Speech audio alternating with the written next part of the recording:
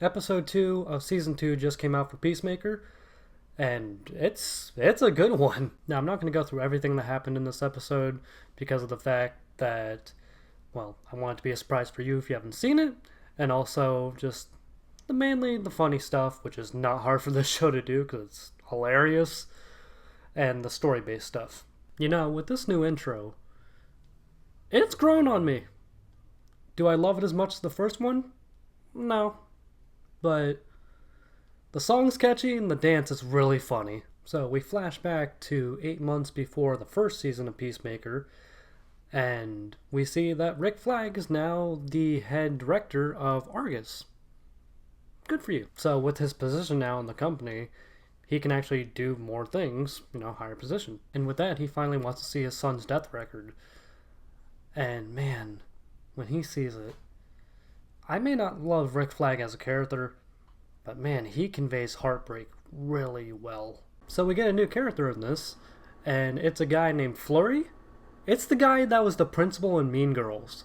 As soon as I saw his face, I was like, oh, I recognize you. And he's there to essentially babysit economists, and being that he does his job correctly, and just doesn't play favorites to Chris, who they know they have a history with. So Flurry starts calling economists ginger cool. It's a really funny running joke they have throughout the whole episode. And had me dying. Although he's not really ginger per se. He's more like a brownish blonde kind of hair kind of way. Like, I didn't really see ginger in that. When I imagine ginger, I imagine like Kyle from South Park, Seamus, Beaker. It's actually funny enough, Beaker's mentioned in this episode too. Then again, Flurry said he had bird blindness, so he may have color blindness too. And I thought the bird blindness thing was going to just be a one-off silly joke for the moment, but it actually comes back later. So Chris calls in Adrian and asks him, hey, can you help me remove this body of my doppelganger? Catches him up on the situation. They start doing it, and I have a question. Why does Adrian know how to get rid of a dead body? That's not a skill everyone knows. What are you hiding, buddy? And there's this one really funny moment in there where Adrian just looks at Chris while they're cremating a dead body and just looks at him like, yeah, just another Thursday, huh? And as they're doing this, body parts are falling everywhere, a phone falls out of a pocket, and Chris looks at it, sees it, like, hey, I might as well keep that. That is technically mine. So might as well just go through it, see what's going on in the other world. And he goes through it and sees that him and Harcourt are actually together over there. They're actually a couple. That's really cute. I like that. You can tell this is all Chris wants. He just wants to be happy. He just wants a nice partner. And you can see he has that in another world. Their chemistry is really cute together. They look really cute together. And speaking of them back together, all 5 of them have a little reunion. It's really nice to see. I love all their chemistry together. I love seeing them reuniting, just like old friends, just reconnecting again. I love to see it. The 11th Street kids are back together and all is right with the world. Love it.